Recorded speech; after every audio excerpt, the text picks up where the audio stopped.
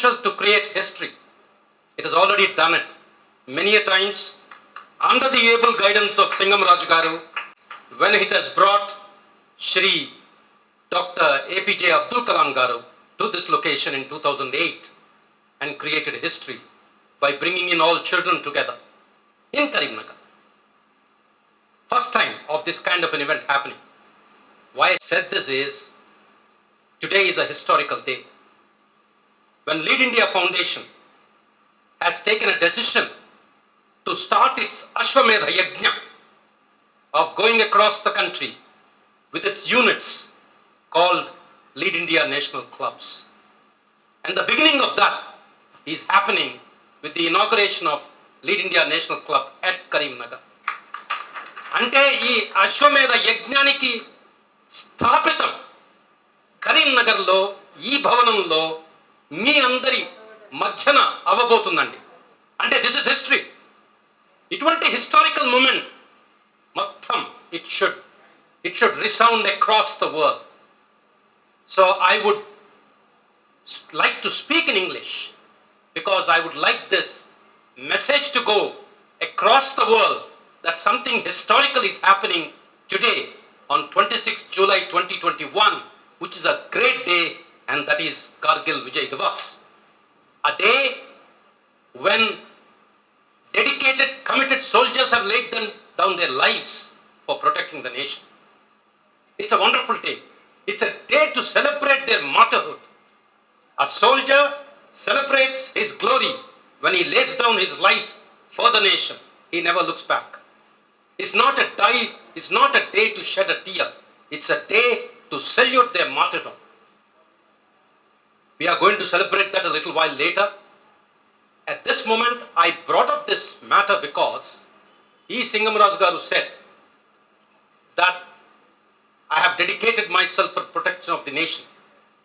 The credit for that goes to our yesteryear leaders like Pandit Jawaharlal Nehru, Shri Krishna Menon, who are the people who established phenomenally good organizations like Sainik schools across the country.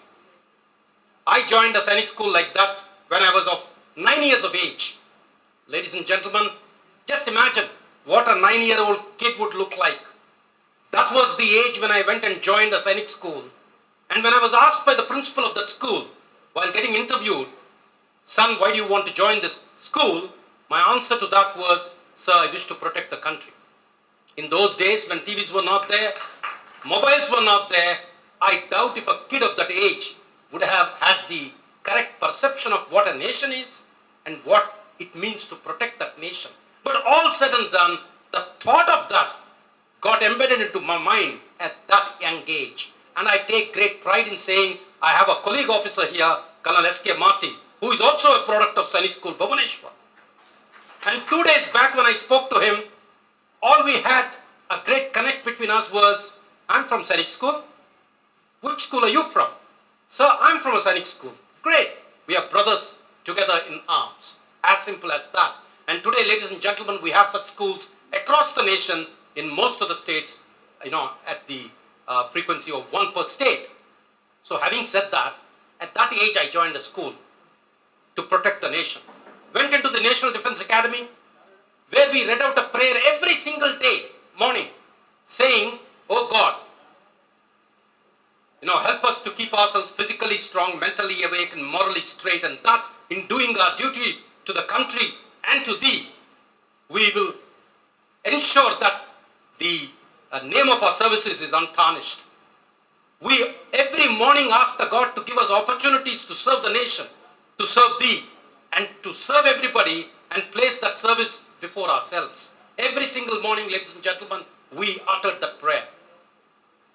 I joined the Indian Military Academy, went on to become an officer in the Armored Corps, 47 Armored Regiment, served for 11 years. A great career, a best rank officer, a gold medalist in tactics.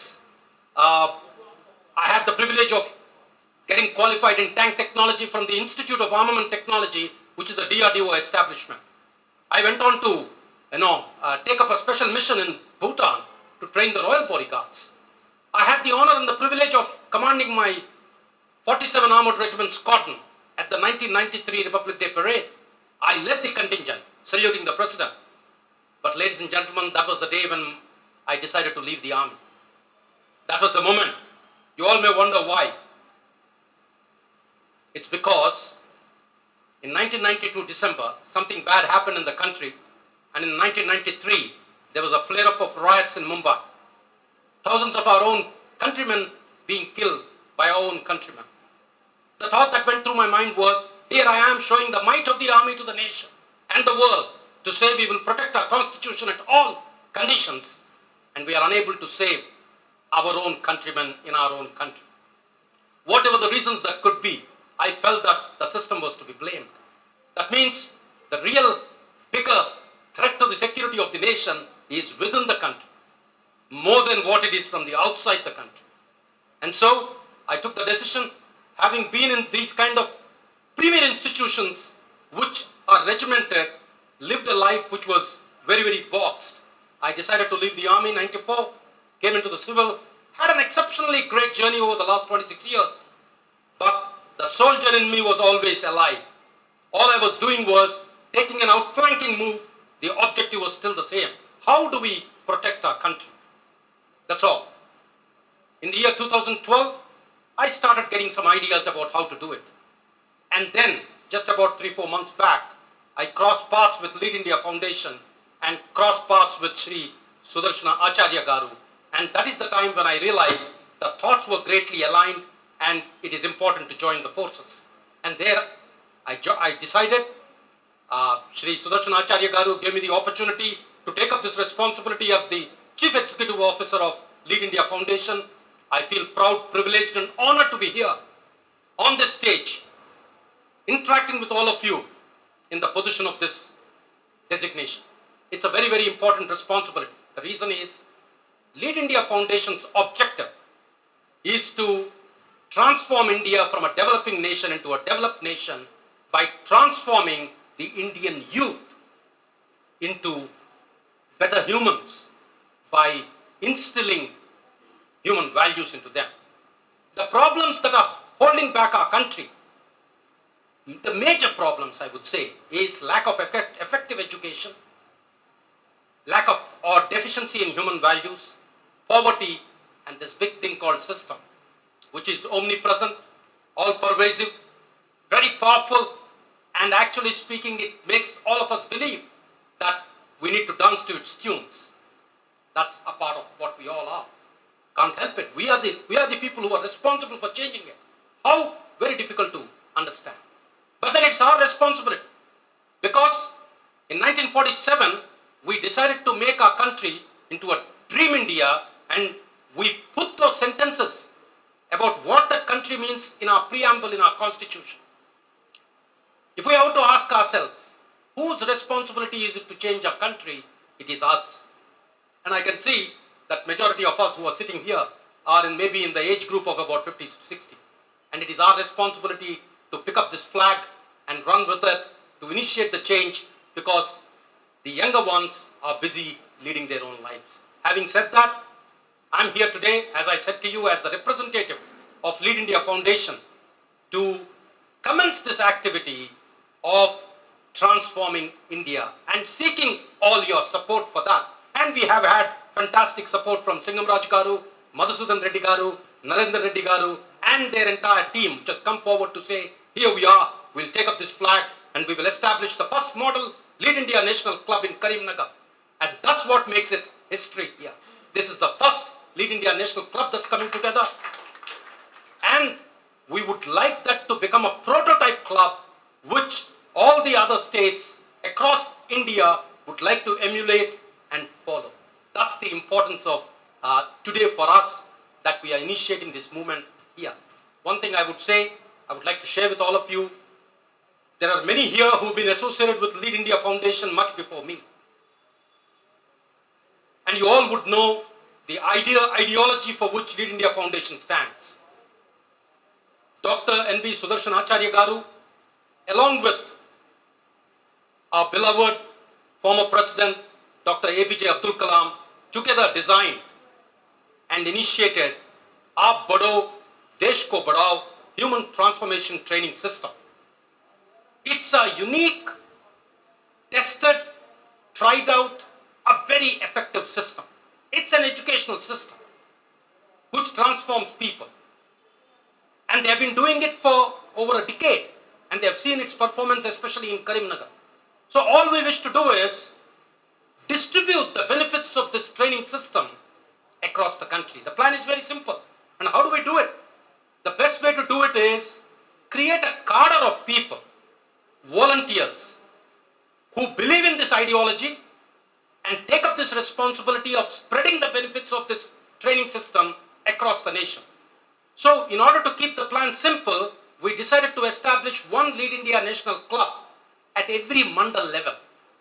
I say that again, one Lead India National Club at every mandal level. And that Lead India National Club members and the club would be responsible to first of all transform themselves, and after transforming themselves, spread the benefits of the transformation in the community around them. This is the objective of Lead India National Club. And let me also tell you, out of this Lead India National Club, we wish to recruit strong, dedicated, committed individuals who are self-sufficient and who can become the ambassadors for this ideology. And those are the people who we are terming as Acharya Kalam social soldiers, who are willing to practice what they preach and believe in the dictum that practice is our promotion. Acharane ma pracharam. And that's going to be the tagline for Acharya Kalam social soldiers. Obviously, this force will arise out of the Lead India National Club's cadre. Just to give you some numbers, in this year, 2021-2022, Lead India Foundation is planning to establish its network in the Telugu-speaking states of Andhra and Telangana. Both the states, Telangana initially, and then spreading it to Andhra. We have our eyes on creating 1,300 Lead India National Clubs in both these states. Next year, we plan to expand this footprint to another 6 states, and the next year to 12 states, and the next year to balance of the country.